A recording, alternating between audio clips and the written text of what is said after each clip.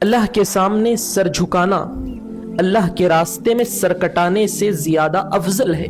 یہ بات میں اپنی طرف سے نہیں کہہ رہا، بلکہ ایک بہت ہی مشہور حدیث ہے جس کے راوی حضرت عبداللہ بن مسعود رضی اللہ عنہ فرماتے ہیں کہ انہوں نے اللہ کے نبی صلی اللہ علیہ وسلم سے سوال کیا کہ ای الاعمال احب الی اللہ عز وجل، اللہ کے نبی کون سے اعمال اللہ کو سب سے زیادہ پسندیدہ ہے؟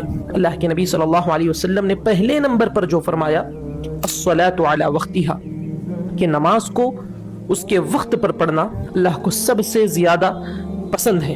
پھر دوسرے نمبر پر اللہ کے نبی صلی اللہ علیہ وسلم نے فرمایا بر الوالدین، والدین کے ساتھ حسن سلوک کا معاملہ کرنا اللہ کو سب سے زیادہ پسندیدہ ہے۔ تیسرے نمبر پر اللہ کے نبی صلی اللہ علیہ وسلم نے فرمایا الجہاد فی سبیل اللہ، اللہ کے راستے میں جہاد کرنا۔ یعنی ذرا غور کیجئے، جہاد کو اللہ کے نبی نے تیسرے نمبر پر رکھا اور والدین کو اور نماز کو پہلے اور دوسرے نمبر پر رکھا۔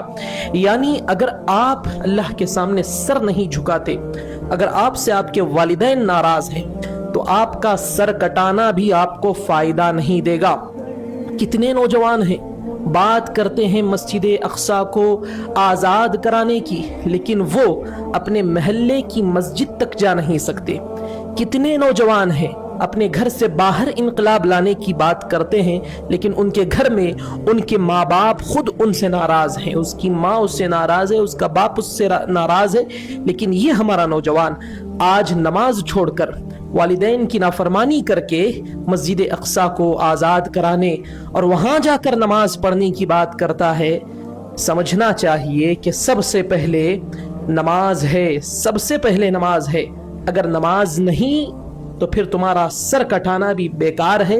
تو اس وجہ سے کہا گیا کہ اللہ کے سامنے سر جھکانا اللہ کے راستے میں سر کٹانے سے زیادہ افضل ہے، اس لیے کہ اگر تمہارے پاس نماز ہی نہیں ہے تو پھر تم سر کٹا کر کیا کرو گے؟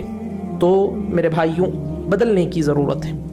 ہمیں بہکایا جا رہا ہے، صحابہ سر کٹا کے چلے گئے تاکہ ہمیں سر جھکانے کا موقع ملے۔ آج سر کٹانے کا وقت نہیں ہے، وقت آئے گا تو انشاءاللہ علماء صف اول کے سپاہی ہوں گے، لیکن آج سر کٹانے کا وقت نہیں، سر جھکانے کا وقت ہے۔